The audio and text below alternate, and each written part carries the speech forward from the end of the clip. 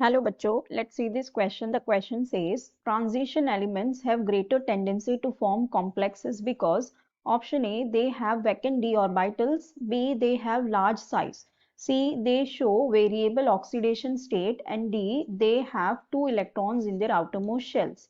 तो यहाँ इस क्वेश्चन में हमसे ये पूछा गया है कि जो ट्रांजिशन एलिमेंट्स होते हैं इनकी ग्रेटर टेंडेंसी होती है टू फॉर्म कॉम्प्लेक्सेस। ये जो है ज्यादा कॉम्प्लेक्स फॉर्म कर पाते हैं। तो ऐसा क्यों होता है कि ये जो कॉम्प्लेक्स फॉर्म करने की जो टेंडेंसी है ट्रांजिशन मेटल्स की ये इतनी ज्यादा हाई, ठीक है।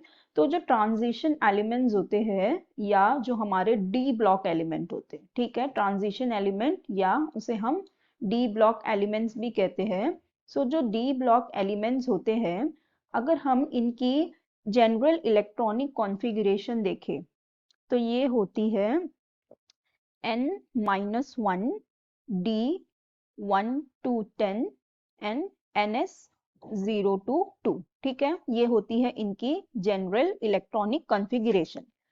अब जो ये ट्रांजिशन एलिमेंट्स होते हैं इनके पास होता है vacant d orbital. Vacant d orbital का मतलब क्या कि अगर हम देखें जैसे कोई एक ट्रांजिशन एलिमेंट है उसका ये d ऑर्बिटल है और इसके अंदर 3 इलेक्ट्रॉन है, ठीक है। तो अब ये 3 इलेक्ट्रॉन हो गए तो ये जो बाकी के ये जो 2 ऑर्बिटल है ये कैसे है, वैकेंट है, राइट। तो ये जो वैकेंट d ऑर्बिटल्स होते हैं इसमें क्या करते हैं लिगैंड्स इनको अप्रोच करते हैं और अपने जो इलेक्ट्रॉन्स है वो क्या करते हैं डोनेट करते हैं, ठीक है। और इस तरह से ये कॉम्प्लेक्स फॉर्म करते हैं। तो ये जो हमारी फर्स्ट स्टेटमेंट दी है that they have vacant d orbitals, तो this statement is absolutely right क्योंकि इनके पास वैकेंट d ऑर्बिटल होता है और यही रीजन है, ये एक रीजन है इनके कॉम्प्लेक्स फॉर्म करने का, ठीक है। d ऑर्बिटल वैकेंट होते हैं तो लिगैंड्स आके इन्हें अप्रोच करते हैं और अपने इलेक्ट्रॉन्स डोनेट करते हैं और ये कॉम्प्लेक्स फॉर्म करते हैं। तो ये एक रीजन है। फिर नेक्स्ट हमें दिया हुआ है दे हैव लार्ज साइज।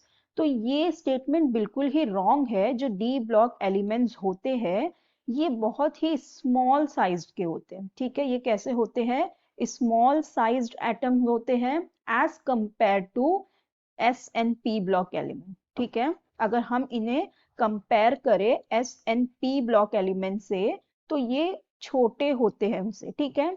अब ये छोटे क्यों होते हैं इसका रीजन क्या है, क्योंकि जो हमारे डी ब्लॉक एलिमेंट्स होते हैं इनमें हो जाता है लैंथेनॉइड कॉन्ट्रैक्शन। सो जिसकी वजह से इनका जो साइज है ये क्या हो जाता है रिड्यूस हो जाता है।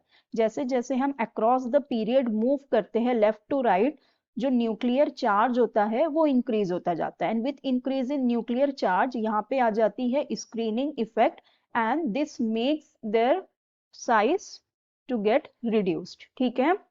तो इनका साइज रिड्यूस हो जाता है।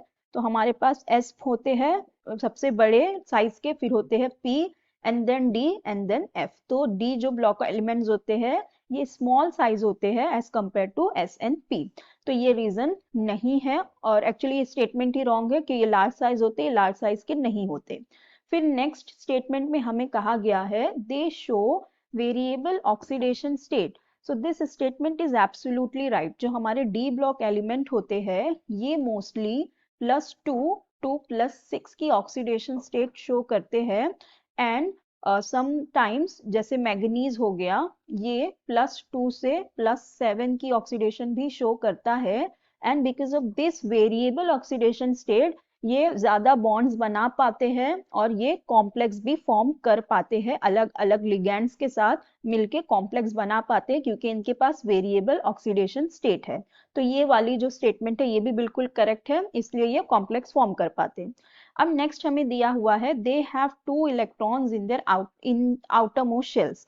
तो ये स्टेटमेंट तो बिल्कुल करेक्ट है कि इनके जो आउटर मोस्ट शेल होते हैं, जैसे ये जो एस शेल होता है इनका एनएस शेल, इसमें 2 इलेक्ट्रॉन होते हैं। ये स्टेटमेंट तो बिल्कुल करेक्ट है लेकिन ये रीजन नहीं है इनके कॉम्प्लेक्स फॉर्म करने का, ठीक है। और हमसे पूछा है कि जो इनकी ग्रेटर टेंडेंसी कॉम्प्लेक्स फॉर्म करने की वो क्या है, हमें वो बताना है। तो ये वाली तो नहीं है तो ये भी रॉन्ग हो जाएगा। तो हमारे करेक्ट ऑप्शन हो जाएंगे option a and option c. So I hope you understood it well. Best of luck, thank you.